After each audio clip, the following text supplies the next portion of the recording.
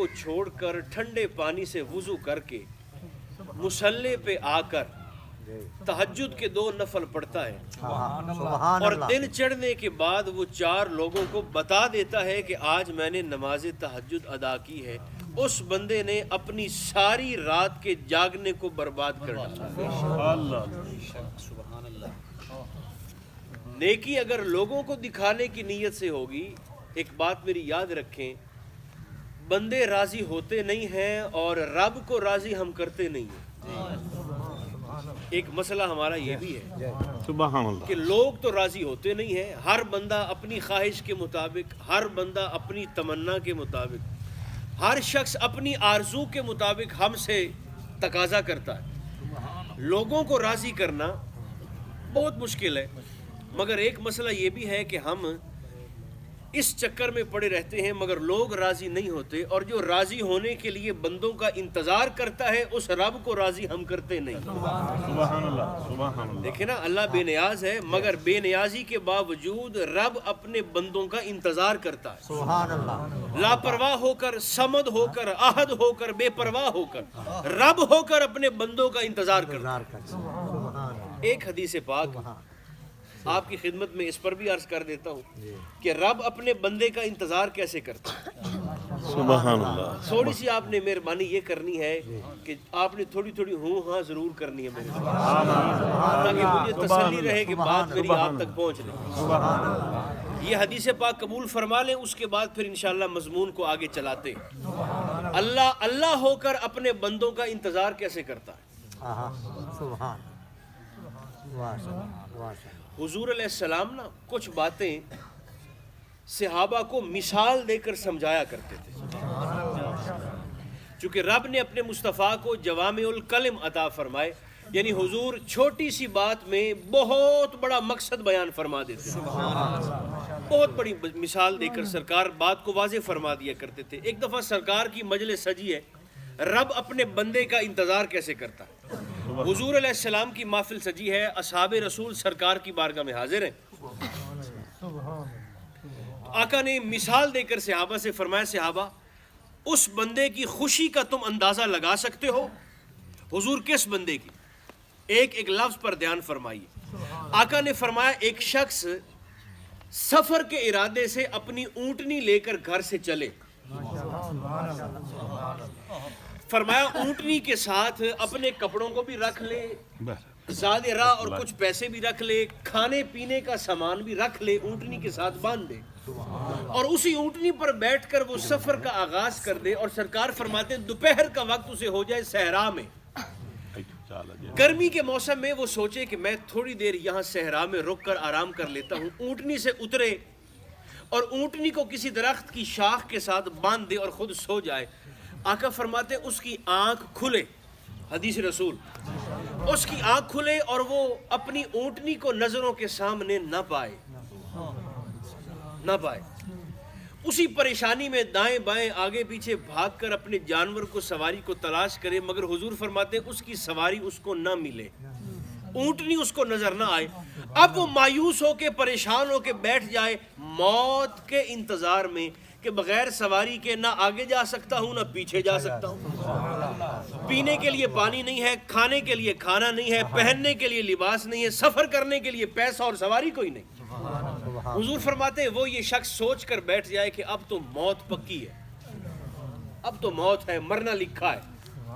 آقا فرماتے ہیں اسی مایوسی کے عالم میں بیٹھا ہو اور اچانک اپنے سر کو اٹھا کر آنکھوں کو کھول کر دیکھے تو اس کی اونٹنی اس کی نظروں کے سامنے کھڑی ہو۔ سبحان اللہ سبحان اللہ سبحان اللہ۔ حضور فرماتے ہیں اس شخص کی خوشی کا صحابہ تم اندازہ کر سکتے ہو؟ صحابہ نے کہا حضور اس کو تو دوسری زندگی مل گئی ہے، سبحان اللہ۔ اسے تو حضور جینے کی امنگ مل گئی ہے، اسے تو حضور زندگی کا سہارا مل گیا ہے، جی اس کی خوشی کا تو حضور ٹھکانہ کوئی نہیں۔ آقا نے صحابہ سے دوبارہ استفسار فرمایا، حضور نے فرمایا وہ بڑا خوش ہوگا نا؟ صحابہ نے کہا حضور بڑا خوش ہوگا۔ اب سنیے فرمان، آقا نے فرمایا جتنی خوشی اس شخص کو اپنی سواری اور اونٹنی کو پا کر ہوتی ہے، فرمایا اس سے 70 گنا زیادہ خوشی رب کو اس وقت ہوتی ہے جب اس کا گناہگار بندہ توبہ کی نیت سے اپنے مولا کی بارگاہ میں آ جاتا ہے۔ تو رب اپنے فرشتوں سے مخاطب ہو کر فرماتا ہے، اللہ ملائکہ سے مخاطب ہو کر فرماتا ہے فرشتوں دیکھو میرا بندہ واپس اپنے ٹھکانے اپنی جگہ اپنی اصل جگہ پر پلٹ آیا۔ تو رب اپنے بندوں کا انتظار کرتا ہے، نیت خالص ہو نا، نیت خالص۔ کہنے کو تو یہ ایک جملہ ہے کہ نیت کو خالص کرنا چاہیے، مگر آپ یقین کریں صوفیاء کی ساری زندگی لگ جاتی ہے دل کا پہرا دینے میں۔ سبحان اللہ۔ آپ کیا سمجھتے ہیں اپنے آپ سے لڑنا کوئی آسان بات ہوتی ہے؟ اپنے نفس سے لڑنا کوئی آسان ہے؟ حضرت خواجہ غلام فرید کی بات کوٹ مٹھن شریف والے وہ میرے ذہن میں آتی ہے، چونکہ ایک بے ایمان وچ بھی تو بیٹھا ہے نا، نفس ہمارا دشمن جو ہر وقت انسان کو بہکانے کے لیے، بھٹکانے کے لیے اور اس کی روح کا سودا کرنے کے لیے تیار رہتا ہے، ہر وقت انسان کی روح کی بولی لگاتا ہے نفس۔ خواجہ غلام فرید رحمت اللہ تعالیٰ علیہ چونکہ سرائکی تھے، پنجابی تھے، تو کوئی شخص کوئی بندہ آپ کی بارگاہ میں حاضر ہوتا نا، مرید شاگرد پیار والا، تو حضور خواجہ صاحب پنجابی میں اسے اس اندر والے بے ایمان کے متعلق مخاطب ہو کر پوچھا کرتے تھے کدے گھوڑے تے کاٹھی پائی ہے؟ اللہ اللہ۔ یہ جو بے لگام گھوڑا ہے، آپ فرمایا کرتے کبھی اس پر زین ڈالی ہے، تیری لگام اس کے ہاتھ میں ہے یا اس کی لگامیں تیرے ہاتھ میں؟ اللہ۔ تو اس پر سواری کرتا ہے کہ وہ تجھ پر سواری کرتا؟ اس اندر والے بے ایمان اور نفس کے متعلق حضور خواجہ صاحب اپنے مریدوں سے پوچھا کرتے تھے۔ تو نیت کا اخلاص یہ میرے دوستو بڑا ضروری فعل ہے، جس کے ذریعے اللہ تھوڑی نیکی کو بھی مومن کے لیے کافی فرماتا ہے۔ ایک حدیث پاک اس پر بھی جلدی سے قبول فرمائیں۔ دیکھیں جس بندے کو اللہ نیت کا اخلاص عطا فرما دے، طبیعت کا کھرا پن عطا فرما دے، تو رب اس شخص کو ان نیکیوں کا ثواب بھی دیتا ہے جو نیکیاں سرے سے اس بندے نے کی ہی نہیں ہوتی۔ اب چونکہ آپ کی توجہ میرے ذوق کے مطابق نہیں ہے اور آپ کے ساتھ بیٹھے ہیں، اس لیے پھر بات کو آپ نے مہربانی کرنی ہے، جتنی دیر بھی میں عرض کروں آپ نے سن توجہ سے، بولنا نہ بولنا وہ آپ کی مرضی ہے، مگر سننا اپنی پوری توجہ کے ساتھ، دائیں بائیں نہیں دیکھنا، تاکہ پھر حدیث پاک ضائع نہ ہو جائے، بات رہ نہ جائے۔ دوبارہ کہیں وہ جملہ میں نے جو آپ کی خدمت میں عرض کیا ہے، جس بندے کی نیت کھری ہو جاتی ہے اللہ اس شخص کو ان نیکیوں کا اجر بھی دیتا ہے جو نیکی اس بندے نے کی ہی نہیں ہوتی۔ ایک حدیث پاک بخاری شریف اس پر بھی قبول فرمائیں۔ سرکار دو عالم علیہ السلام ارشاد فرماتے ہیں کہ قیامت کے دن اللہ رب العزت نا لوگوں کی ایک جماعت سے مخاطب ہو کر فرمائے گا میرے بندو، دنیا میں تم لوگوں نے جو حج کیا تھا نا، حج تم لوگوں نے فرمایا میں نے تمہارا حج قبول بھی کر لیا ہے، تمہیں حج کا ثواب بھی دیا، اور اس حج کی برکت سے آج تمہارے لیے بغیر حساب کے جنت کے داخلے کا اعلان بھی کر دیا۔ تین بشارتیں ان لوگوں کو حضور فرماتے ہیں اللہ خود سنائے گا، حج قبول بھی ہو گیا، حج کا اجر بھی مل گیا، اور حج پر جنت کے داخلے کا اعلان بھی ہو۔ آقا فرماتے ہیں جنت کے نگران فرشتے آ جائیں گے، ان بندوں سے مخاطب ہو کر فرمائیں گے بھی چلو جنت میں، تمہارے لیے جنت کا اعلان ہو گیا۔ وہ کہیں گے مولا ہم تو ساری عمر غریب سے لوگ تھے، غریب سے صاحب استطاعت ہی نہیں تھے، پیسہ بھی ہمارے پاس نہیں تھا، توفیق بھی ہمارے پاس نہیں تھی، ہم تو بڑی مشکل سے اپنے بچوں کی 2 وقت کی روٹی پوری کرتے تھے، مولا حج کے لیے مکہ جانا تو دور کی بات ہے، ہم تو ساری عمر اپنے شہر سے باہر کبھی نہیں گئے، حج تو ہم نے نہیں کیا، حج ہم نے نہیں کیا کہ جس کا ہمیں صلہ بھی مل رہا ہے، جس پر ہمارے لیے جنت داخلے کا اعلان بھی ہو رہا ہے، مولا حج تو ہم نے کوئی نہیں کیا۔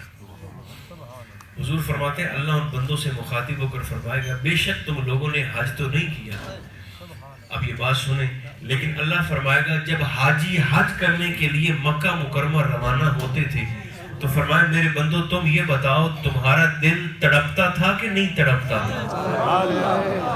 ان کو جاتا ہوا دیکھ کر تمہارے دل میں یہ خواہش پیدا ہوتی تھی کہ نہیں ہوتی تھی کہ کاش اللہ ہمیں بھی استطاعت طاقت توفیق اور پیسہ دیتا تو ہم آج ان کو دیکھنے والوں میں سے نہ ہوتے ان کے ساتھ سفر کرنے والوں میں سے ہوتے۔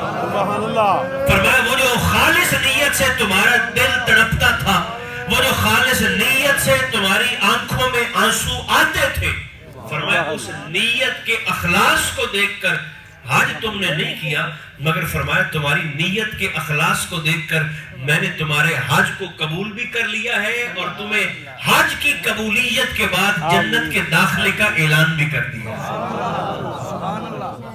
نیت کھری ہو جائے، طبیعت اچھی اور ٹھیک ہو جائے تو پھر بندے کو ان نیکیوں پر بھی اجر مل جاتا ہے جو نیکیاں اس نے نہیں کی ہوتی۔ یہ تعلق توحید کا پہلا حق ہے کہ بندہ جو بھی فعل کرے وہ خالصتاً اپنے اللہ کی رضا کے لیے کرے، سبحان اللہ، لوگوں کو دکھانے کے لیے نہیں۔ دیکھیں نا محروب کب تک چلتا ہے؟ دو دو چہروں کا بندہ وزن کیوں اٹھائے؟ دو چہروں کا وزن جو شخص رب رسول کا نہیں ہو سکا میرے دوستوں وہ بندوں کا کیا ہوگا؟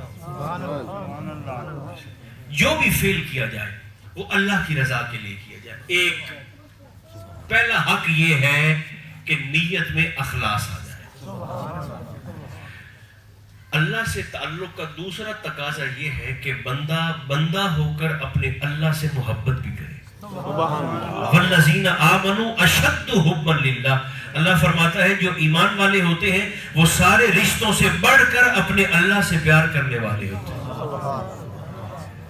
اللہ سے محبت کرنا یہ توحید کا دوسرا تقاضا تو ہے، مگر یاد رکھیں یہ راستہ ہے بڑا مشکل۔ اللہ فرماتا ہے جو شخص مجھ سے محبت کا دعویٰ کرے اس کو پھر امتحان کے لیے تیار رہنا چاہیے، آزمائشوں کے لیے تیار رہنا چاہیے۔ جو شخص بندہ مجھ رب سے محبت کا دعویٰ کرے، راستہ مشکل کتنا ہے۔ حضرت آسیہ جو فرعون کی زوجہ ہے، حضرت آسیہ جنہوں نے بڑی حفاظت کے ساتھ سرکار موسیٰ علیہ السلام کو فرعون کے محل میں پالا ہے،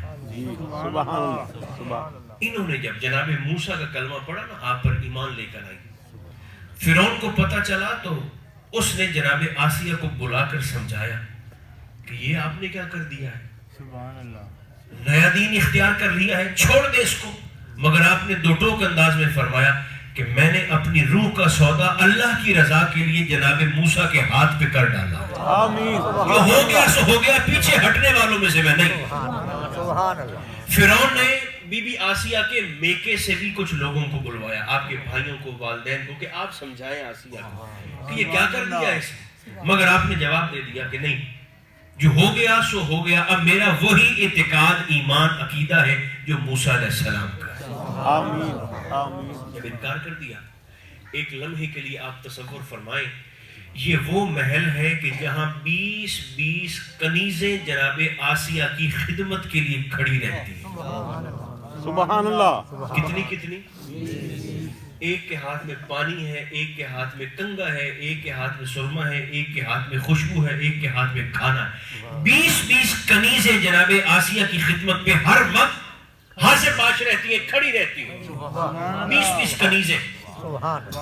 مگر اقرار توحید کے بعد یہ امتحان بھی آیا کہ جس محل میں 20 نوکرانیاں خدمت کے لیے کھڑی ہوتی ہیں اسی محل میں جناب آسیہ کو کلمہ پڑھنے کے بعد بالوں سے پکڑ کر گھسیٹا بھی جا رہا ہے۔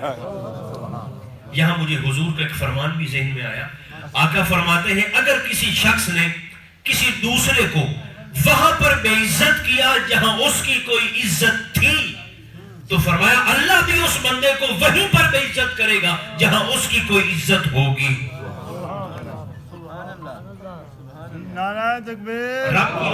رب کی لاٹھی بڑی بے آواز ہے، اللہ کی لاٹھی بڑی بے آواز ہے۔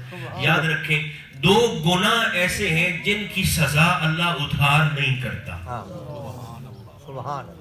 کتنے؟ دو گناہ جن کی سزا رب ادھار نہیں کرتا، فوراً بندے کو ملتی ہے۔ کون سا؟ ایک تکبر اور دوسرا جان بوجھ کر کسی بندے کا دل دکھانا. جانتے بوجھتے ہوئے کسی شخص کا دل دکھا کر اس کی طبیعت کو زخمی کرنا. یہ دو گناہ ایسے ہیں جن کی سزا اللہ بندے کو فوراً دیتا ہے. تکبر اور کسی کا دل دکھانا، یہ بات یاد رکھنا. فرعون نے جب آپ کو بی بی آسیہ کو بالوں سے پکڑ کر گھسیٹا کہ کلمے کو چھوڑ دو، توحید کو چھوڑ دو، مگر آپ نے انکار کر دیا، استقامت کا مظاہرہ کیا. فرعون نے دیکھا کہ یہ تو مانتی نہیں ہے، تو اس نے کیا کیا؟ اس نے جناب آسیہ کے جسم پر تلوار سے کاٹ لگائے. ہم تو اسے تصور بھی نہیں کر سکتے نا. میں بول رہا ہوں، آپ سماعت فرما رہے ہیں، اس تکلیف کا ہم اندازہ نہیں کر سکتے. پورے جسم پر بی بی آسیہ کے تلوار کے زخم لگائے گئے اور ان زخموں میں نمک اور مرچیں بھری گئیں. اور فرعون نے باندھ دیا آپ کو ستون کے ساتھ. پچھلی رات سرکار موسیٰ علیہ السلام بی بی آسیہ کا حال دریافت کرنے کے لیے چھپ چھپا کے جب آئے نا، قریب پہنچے اندھیرے میں، تو آپ نے فرمایا بی بی آسیہ آپ کا کیا حال ہے؟ آپ رو پڑی اور آپ نے کہا حضور میرا حال چھوڑیے، یہ بتائیے میرا اللہ مجھ سے راضی ہے یا نہیں؟ میرا مولا مجھ سے راضی ہے یا نہیں ہے؟ میرا پروردگار مجھ سے خوش ہے یا نہیں ہے؟ اس حالت کے بعد میرے اللہ نے میرے کلمے کو قبول کر لیا کہ نہیں قبول؟ سبحان اللہ. زخم پہ زخم کھا کے جی، اپنے لہو کے گھونٹ پی، آہ نہ کر لبوں کو سی، عشق ہے یہ دل لگی نہیں. راستہ بڑا مشکل ہے اللہ سے محبت کا. مگر مومن کے ایمان کا حق یہ ہے اور تقاضا یہ ہے کہ بندہ اپنے اللہ سے محبت کرے، بندہ اپنے رب سے پیار کرے. ایک بات میں اس پر آپ کو اور بھی عرض کر دیتا ہوں. حضرت عیسیٰ علیہ السلام، جناب عیسیٰ روح اللہ، ایک نوجوان آپ کی خدمت میں حاضر ہوا. آپ سن رہے ہیں کہ نہیں سن رہے؟ نوجوان تھا تو سرکار عیسیٰ کی بارگاہ میں حاضر ہو گیا. کہنے لگا حضور آپ اپنے رب سے عرض کریں نا کہ اللہ مجھے اپنا عشق عطا فرمائے. آپ نے دعا کر دی، مولا یہ نوجوان نا تجھ سے تیرا عشق مانگتا ہے. جبریل آ گئے. حضور اللہ فرماتا ہے ادھر کل پوچھو یہ میرا عشق سہ پائے گا؟ یہ میرے عشق میں آنے والے امتحانوں کو برداشت کر لے گا؟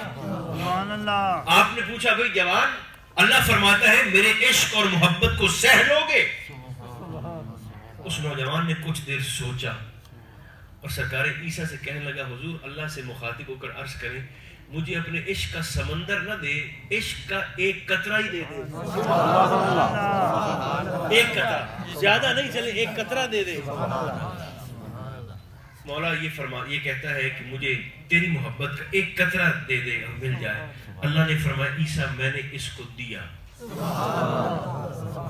عشق الہی کا ایک قطرہ اس کو دیا. رسول کی دعا تھی، قبول ہو گئی. سرکار عیسیٰ علیہ السلام چلے گئے. کچھ 6 مہینے 8 مہینے کے بعد جناب عیسیٰ اسی بستی سے گزرے اور بستی کے لوگوں سے مخاطب ہو کر فرمایا بھئی وہ نوجوان جس نے مجھ سے عشق الہی کے قطرے کی دعا کروائی تھی وہ کہاں پر ہے؟ لوگوں نے کہا حضور جب سے آپ کی دعا اسے لگی ہے حضور ہم نے تو اس کا چہرہ ہی نہیں دیکھا. نہ حضور آبادی میں ہے نہ بستی میں ہے، وہ تو جنگل بیابان میں نکل گیا. آپ فرماتے میں اس جوان کو تلاش کرنے کے لیے جنگلوں میں گیا. دور تلاش کرنے کے بعد میری اس نوجوان پر نظر پڑی تو میں نے کیا دیکھا؟ فرماتے ہیں وہ نوجوان اپنا چہرہ آسمان کی جانب اٹھا کر کھڑا. دنیا و معافی ہاں سے بے نیاز، آسمان کی جانب چہرہ اٹھا کر کھڑا. جناب عیسیٰ فرماتے ہیں میں اس کے قریب گیا، اسے میں نے سلام کیا مگر فرماتے ہیں اس نے مجھے جواب ہی کوئی نہیں دیا. میں نے کندھے سے ہاتھ پکڑ کر اس کو ہلایا. میں نے کہا نوجوان مجھے جانتے ہو؟ تمہارا رسول جس کا تم نے کلمہ پڑھا ہے، جس کی دعا سے تمہیں محبت الہی کی خیرات ملی ہے، جانتے ہو؟ مگر وہ کھڑا ہے، کھڑا ہے آسمان کی جانب چہرہ اٹھا کر. سرکار عیسیٰ فرمانے لگے کہ میں بھی کھڑا ہی تھا، اسے باتیں کر رہا تھا، جبریل آ گئے. حضور اللہ فرماتا ہے اسے ہلانا جلانا بلانا تو ایک طرف نا، اگر کوئی شخص اس کے سر پر تلوار رکھ کر اس کو چیر کر 2 ٹکڑے بھی کر دینا، پھر بھی اس جوان کو پرواہ اور فکر نہیں کرے۔ میری محبت نے اس کو مست اتنا کر دیا ہے کہ اسے چیر بھی ڈالو پھر بھی اس کو پرواہ نہیں رہ جائے۔ سبحان اللہ، سبحان اللہ۔ کچھ ہوتے ہیں نا ایسے۔ حضرت بابا جی فرید الدین مسعود گنج شکر رضی اللہ تعالیٰ عنہ، یہ بھی سنا دو بات میرے ذہن میں آ گئی۔ حضرت بابا جی فرید الدین سلسلہ چشتیہ کے شہنشاہ، ہماری آنکھوں کی اور دل کی ٹھنڈک، جن کی نگاہ کرم کے ہم امیدوار قیامت کے دن۔ عمل ہمارے پلے کوئی نہیں ہے، یہ بات پکی ہے، ذہن میں رکھیں۔ عمل ہمارا کوئی نہیں ہے، اور جتنا ہے پتہ نہیں اس میں سے بھی کھرا کتنا ہے کھوٹا کتنا ہے۔ ہے تو ایک نسبت کا سہارا نا سب، کامل نسبت کا۔ تو حضرت بابا جی فرید الدین مسعود گنج شکر رضی اللہ تعالیٰ عنہ ہر رات عشاء کے بعد اپنی مسجد میں محفل ذکر منعقد کیا کرتے تھے۔ یہ مجھے بات اس نوجوان سے یاد آئی۔ ہر رات عشاء کے بعد محفل ذکر منعقد کرتے تھے۔ ایک دفعہ نا ایک نوجوان، اس کو پتہ چلا کہ فقیر ہے، صوفی ہے۔ دیکھیں یہ دل تب پھرتا ہے جب کہیں سے نگاہ پڑ جائے، ورنہ اسی محبت نے آپ دیکھیں نا سیدوں کو ارائیوں کے ڈیرے پر نچایا ہے کہ نہیں نچایا؟ سبحان اللہ، سبحان اللہ، بے شک بے شک۔ اسی محبت نے سید زادوں کو سیالوں کے قدموں میں جھکایا کہ نہیں جھکایا؟ سبحان اللہ، سبحان اللہ۔ بلے شاہ کو سمجھانے کے لیے ان کی برادری اور خاندان والوں نے اوچ شریف سے سید منگوائے، اوچ شریف سے، کہ بلہ سید زادہ ہے، سیدہ نے گرے جمع ہے، پیر آپ سید زادہ ہے۔ اور یہ گھنگرو باندھ کر جا کر بابا عنایت ارائی کے ڈیرے پر ناچتا ہے۔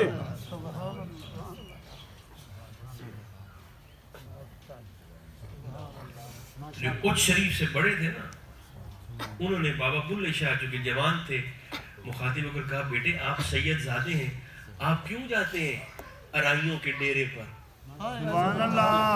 شاہ عنایت ارائی کی چوکھٹ پر کیا لینے جاتے ہو؟ بلے شاہ رو پڑے چیخے مار کے۔ آپ نے فرمایا مجھے کوئی نہ روکے اور نہ میں روک سکتا ہوں، وہ اس لیے کہ جب وہ بابا عشاء کے بعد اللہ ہو کے ذکر کی ضرب لگاتا ہے، اس کی ساری داڑھی آنسوؤں سے بھیگ جاتی ہے، اور اس کے آنسو لوگوں کے دلوں میں محبت کی ایسی شمع روشن کرتے ہیں کہ جس سے پورا سینہ، روح اور طبیعت منور ہو جاتی ہے۔ تو یہ محبت ہی ہے نا کہ جس نے سید زادوں کو بھی نچا دیا ہے ارائیوں کے سامنے۔ آپ کے چونکہ شیخ تھے، آپ کے مرشد تھے بلے شاہ رحمت اللہ تعالی۔ تو وہ نوجوان جو آیا نا حضرت بابا جی فرید الدین کی مجلس میں، آپ قبول فرما رہے ہیں کہ نہیں فرما رہے؟ سبحان اللہ، سبحان اللہ۔ محفل ذکر ہوتی تھی، تو حضور بابا جی فرید الدین نے بھی جب پہلی دفعہ اللہ ہو کا ذکر کیا تو اس نوجوان کو وجد ہو گیا، اور وجد بھی ایسا کہ اس کے ناک سے خون، منہ سے خون، کان سے خون، وجد میں آ کر نا اس جوان نے اپنا کرتا پھاڑ ڈالا، وجد ہو گیا۔ حضور بابا جی فرید الدین نے اس کو بلا کر اس کے سر پہ پیار کیا، اور دوسرے مجلس کے لوگوں سے مخاطب ہو کر فرمایا، لوگوں کچھ ایسے ہوتے ہیں جو محبت الہی کا ایک جام پی کر چھلک اٹھتے ہیں، اللہ کی محبت کا ایک جام پی کر چھلک اٹھتے ہیں، اور پھر ٹھنڈی آنکھ بھر کر اپنی جانب اشارہ کر کے مخاطب ہو کر فرمایا، کچھ ایسے ہیں جو ایک جام پی کر چھلک اٹھتے ہیں، اور فرمایا کچھ ایسے ہیں جو عشق کے ساتوں سمندر پی کر بھی خاموش بیٹھے ہیں۔ اپنے اپنے ظرف کی بات۔ سبحان سبحان اللہ سے محبت کی جائے۔ دوسرا یہ میرے ساتھ بولے، پہلا حق کیا ہے؟ نیت کھری ہو جائے، آمین۔ جو بھی فعل ہو وہ اللہ کی رضا کے لیے۔ رب کی رضا کا مطلب یہ ہے کہ دیکھا یہ جائے کہ اگر آپ اور میں یہاں بول رہے ہیں تو آپ کس نیت سے سن رہے ہیں اور میں کس نیت سے آپ کو سنا رہا ہوں۔ پہلا۔ دوسرا حق یہ ہے اللہ سے محبت کی جائے. تیسرا حق یہ ہے کہ بندہ ہو کر اپنے اللہ پر بھروسہ بھی کرے. سبحان اللہ. سبحان. سچی بات تو یہ ہے نا کہ ہمارا تو ساری زندگی گزر گئی, اسی روٹی کا طواف ہی ختم نہیں ہوا. سبحان اللہ. پتہ نہیں یہ مغالطہ ہمیں کس نے ڈال دیا ہے کہ ساڑھی روٹی ساڑھے ذمے. اللہ اللہ. سبحان اللہ. ہماری روٹی ہمارے ذمے نہیں ہے. ہماری روٹی بولے ہمارے ذمے. حضرت معروف کرخی جس پر توکل اور بھروسہ ہوتا ہے نا, پھر بندہ اس پر شک نہیں کرتا. سبحان اللہ. اور آپ یقین جانیں جو نوجوان ہیں یہ پریشان ہو جاتے ہیں, جلدی پریشان ہو جاتے ہیں, کیونکہ نہ سننے کی عادت نہیں نہ ہوتی. سبحان اللہ. تو پھر پریشان. جس بندے کو نہ سننے اور سہنے کی عادت ہو گئی نا, ملکہ آ گیا, خاصیت مل گئی, آپ یقین کریں اس کی دنیا بھی سنور جاتی ہے, اس کی قبر بھی سنور جاتی ہے. سبحان اللہ. کیونکہ ہر غصے کے پیچھے تکبر ہوتا ہے. اللہ ہم سب کو محفوظ رکھے. اللہ کی ذات پر توکل, اللہ کی ذات پر بھروسہ, اس کی ذات پر یقین. حضرت معروف کرخی رحمت اللہ تعالی علیہ آپ فرماتے ہیں کہ میں ایک مسجد میں, ایک دفعہ ایک بستی میں ایک مسجد میں رکا, 8-10 دن کے لیے مسجد میں قیام کیا. فرماتے میں وہیں امام صاحب کے پیچھے نمازیں بھی پڑھا کرتا تھا, وہیں رہا کرتا تھا. تو فرماتے ہیں ایک دن نا امام صاحب نے سلام پھیرا, توکل اللہ کی ذات, سلام پھیرا تو مجھے مخاطب ہو کر کہنے لگے کہ حضرت آپ کو 10 دن ہو گئے آپ مسجد میں بیٹھے ہوئے ہیں, آپ روٹی کہاں سے کھاتے ہیں؟ کھانا کہاں سے کھاتے ہیں؟ روٹی کہاں سے کھاتے ہیں؟ 8-10 دن سے تو میں آپ کو مسجد میں دیکھ رہا ہوں, روٹی کہاں سے کھاتے ہیں؟ سبحان اللہ. سرکار معروف کرخی اسے مخاطب ہو کر فرمانے لگے, جلال آ گیا, فرمایا جواب میں تجھے بعد میں دیتا ہوں, پہلے یہ جو 10 دن میں نے تیرے پیچھے نمازیں پڑھی ہیں نا, یہ ساری نمازیں مجھے ذرا دہرا کر پھر پڑھنے دیں. تیرے پیچھے تو میری ایک بھی نہ ہوئی, دوبارہ پڑھنے دیں ساری نمازیں مجھے. اس نے کہا حضور کیا ہوا؟ آپ نے فرمایا کھڑا تو مصلی پر ہوتا ہے, بیٹھتا تو منبر پر ہے, مگر تجھے اتنا بھی یقین, توکل, بھروسہ, پتہ, اعتماد کوئی نہیں کہ روٹی کھلاتا کون ہے؟ فرمایا وہی کھلاتا آیا ہے کہ جو آج تک مجھ بندے کو کھلاتا رہا ہے, اور جو سارے جہان کو کھلاتا ہے اسی نے مجھے کھلانا ہے, اور کس نے کھلانا؟ توکل کیا, اللہ کی ذات پر بھروسہ کیا ہے, سبحان اللہ. اعتماد کیا. سبحان اللہ. جڑا بندہ آپ دے معاملات نو رب دے سپرد کر چھڑدا ہے نا, اس کی زندگی سے بے سکونی مکھن سے بال کی طرح نکل جاتی ہے. سبحان اللہ. سکون آ جاتا ہے طبیعت میں. سبحان اللہ. سبحان. ایک بات آخری, اس کو بھی جلدی سے قبول فرما لیں آپ. توکل پر, بھروسے پر, یقین پر, اللہ پر اعتماد کیا ہوتا ہے؟ کوئی سنا دو اگر پسند فرمائے تو جلدی سے.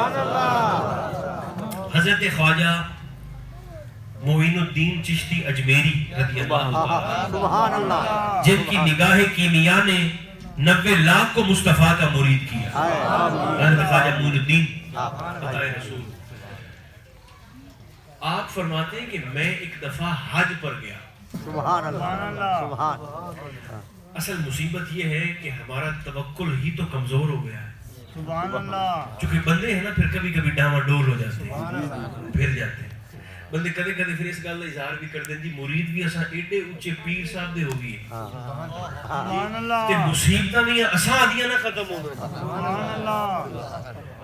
ذکر کرتے ہیں نا, خدمت بھی ہم کر رہے ہیں, پانچویں نسل ہو گئی ہماری پیر خانے کی خدمت کرتے ہوئے, مگر مصیبت بھی ہماری ختم نہیں ہو رہی. سبحان اللہ. یہ بات یاد رکھیں اور مجھے بتائیں ذرا بول کر, نسبت پیر صاحب کی بڑی ہے یا نسبت مصطفیٰ کی بڑی ہے؟ سبحان اللہ. سبحان اللہ. زور سے بول کر مجھے بتائیں نسبت کس کی بڑی ہے, پیر صاحب کی یا محمد رسول اللہ کی نسبت بڑی ہے؟ سرکار دو عالم علیہ السلام کی نسبت. مگر مجھے بتائیں یہ نسبت وڈی ہون دا مطلب اے وے کہ امتحان آمنا ہی کوئی نہیں, تو پھر حضور کا سارا خاندان کربلا میں ذبح کیوں ہوا؟ نسبت ہو جاون دا مطلب اے نہیں ہوندا کہ امتحان آمنا ہی نہیں. امتحان تو آنا ہی آنا ہے, مگر نسبت کا کمال یہ ہے کہ نسبت اس بندے کو امتحان میں ڈولنے نہیں دیتی, بہکنے نہیں دیتی, ڈولنے نہیں دیتی, اس کو ثابت قدم رکھتی. امتحان سے نمٹنے کا طریقہ بتاتی ہے نسبت. امتحان تو آنا ہی آنا. اب سنیں, جس پر توکل ہو جائے, دل مضبوط ہو جائے. حضرت خواجہ معین الدین فرماتے ہیں کہ میں حج کرنے کے لیے مکہ مکرمہ گیا, سبحان اللہ. اور توکل کا مطلب یہ ہے کہ محبوب دھتکارے بھی, پھر بھی اس کی چوکھٹ پر پڑے رہے. سبحان اللہ. پڑے رہو تم پڑے رہو پیا کے دربار, کبھی تو پیا پوچھے گا یہ کون پڑا دربار. سبحان اللہ. حضور خواجہ معین الدین فرماتے ہیں کہ میں نا حج کرنے کے لیے مکہ مکرمہ گیا, حج کرنے کے لیے. سبحان اللہ. اچھا, ایک لمحے کے لیے نا آپ مجھے 99% توجہ بھی نہیں, پوری 100% دے دیں. دل بھی, آنکھیں بھی, دماغ بھی ممبر کی جانب میری جانب. فرماتے ہیں میں نا طواف کرنے کے لیے, حج کرنے کے لیے, حج کرنے کے لیے. سبحان اللہ. خواجہ صاحب فرماتے, تو آپ فرماتے ہیں میری نظر ایک نوجوان پر پڑی. آپ فرماتے ہیں وہ نوجوان مجھے مینا کے میدان میں بھی نظر آیا, عرفات میں بھی نظر آیا, مزدلفہ کی وادی میں بھی نظر آیا, اور طواف کرتے ہوئے میں نے مطاف میں بھی اس نوجوان کو حرم کعبہ میں دیکھا. کیونکہ سارے حاجی تھے, حج کر رہے تھے. تو فرماتے ہر کوئی لبیک اللہم لبیک کی صدائیں بلند کر رہا تھا, ہر شخص. سبحان اللہ, سبحان اللہ. خواجہ صاحب فرماتے ہیں کہ جب میں نے اس نوجوان کو دیکھا نا, تو مجھے محسوس یہ ہوا کہ جب یہ نوجوان لبیک کی صدا بلند کرتا ہے نا کہ مولا میں حاضر, تو اس نوجوان کو جواب ملتا ہے نہیں تو غیر حاضر ہے. وہ کہتا تھا لبیک میں حاضر, اسے جواب ملتا تھا لا لبیک تو غیر حاضر ہے. سبحان اللہ.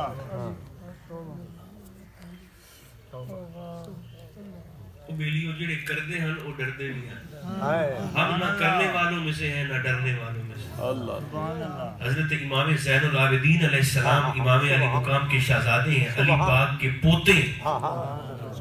ہر روز 1000 نفل ادا کرنا آپ کی زندگی کا معمول تھا. مدینہ کے یتیم حیران ہوتے تھے, مدینہ کی بیوہ عورتیں حیران ہوتی تھیں کہ یہ آدھی رات کے وقت ہم تو دروازہ بند کر کے سو جاتے ہیں, یہ صبح ہمارے اٹھنے سے پہلے ہمارے گھر کے دروازے پر گندم کی بوری چھوڑ کون جاتا ہے. یہ تو جب امام زین العابدین کا وصال ہوا, پردہ فرمایا آپ نے, اور غسال نے, نہلانے والے نے آپ کے جسم شریف اور کمر پر بوریوں کے نیل دیکھے. اور آپ کے وصال کے بعد بیواؤں اور یتیموں کی دہلیز پر وہ کھانا, غذا, خوراک پہنچنی بند ہو گئی. تو مدینہ کے یتیموں کو پتہ چلا کہ ہمارے دروازے پر لنگر پہنچانے والا کوئی اور نہیں, مصطفیٰ کا نواسا, علی کا پوتا, حسین کا بیٹا زین العابدین. سبحان اللہ.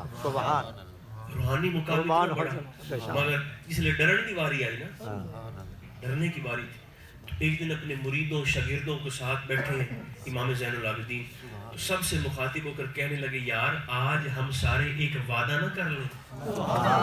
مریدوں سے کہہ رہے, شاگردوں سے. انہوں نے کہا حضور حکم فرمائیں. فرمایا کہ یار مجھ سے وعدہ یہ کرو کہ قیامت کے دن ہم میں سے جو بھی بخشا گیا نا وہ دوسروں کو چھوڑ کر نہیں جائے گا. سبحان اللہ. ساتھ لے کے سبحان اللہ. ان کی تو چیخیں نکل گئی, تو رو پڑے. سبحان انہوں نے اللہ. کہا چھوڑے, آپ کی رگوں میں حضور کا خون دوڑتا ہے, آپ نبی زادے ہیں, سبحان اللہ. آپ حضور کے بیٹے ہیں, ہم تو آپ کی نگاہ کرم اور شفاعت کے امیدوار ہیں, آپ ہم سے وعدہ لے رہے ہیں. آپ رو پڑے. فرمایا ڈرتا ہوں اگر قیامت کے دن مصطفیٰ نے پوچھ لیا کہ زین العابدین تھا تو میرا بیٹا مگر یہ کیسی زندگی گزار کے آ گیا ہے, میں حضور کو کیا جواب دوں. تقویٰ کا یار. احرام دیا چادراں بنیاں تے سواری تے بہ گئے حج کرنے کے لیے. زبان ایسی لڑکھڑائی کہ زبان سے لبیک نہیں نکل رہا. امام زین العابدین, لوگوں نے جو مرید تھے انہوں نے کہا حضور لبیک تو فرمائے, حج کے لیے جا رہے, لبیک تو فرمائے.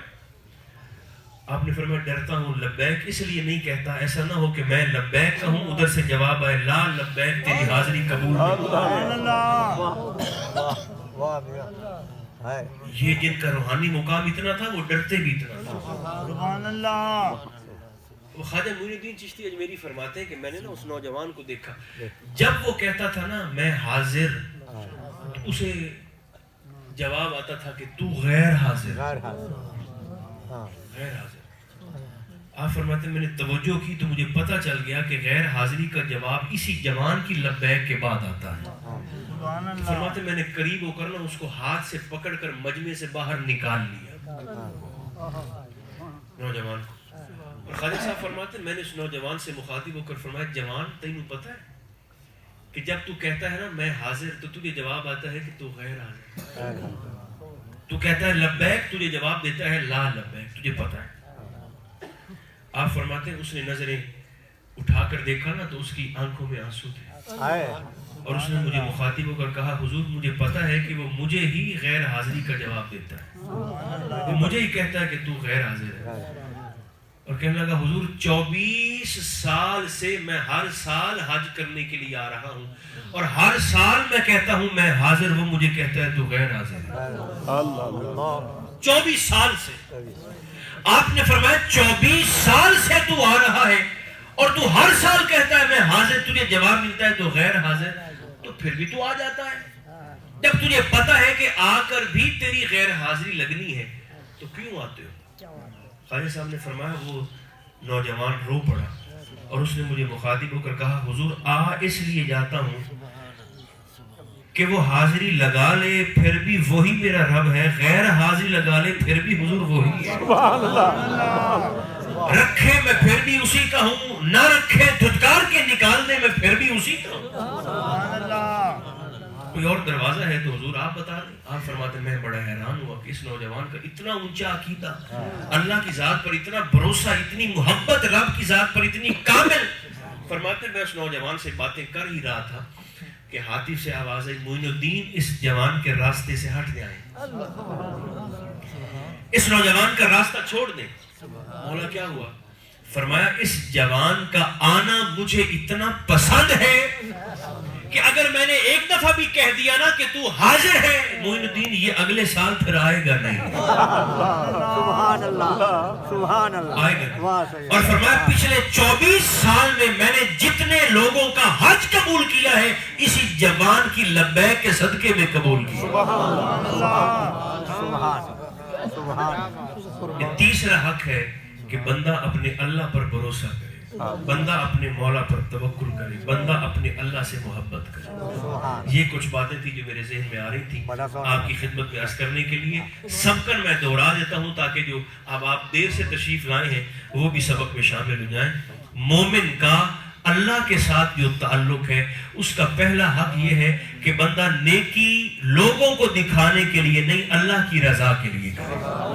دوسرا حق یہ ہے بندہ اللہ سے محبت کرے اور تیسرا حق یہ ہے بندہ اپنے اللہ پر توکل کرے بھروسہ کرے.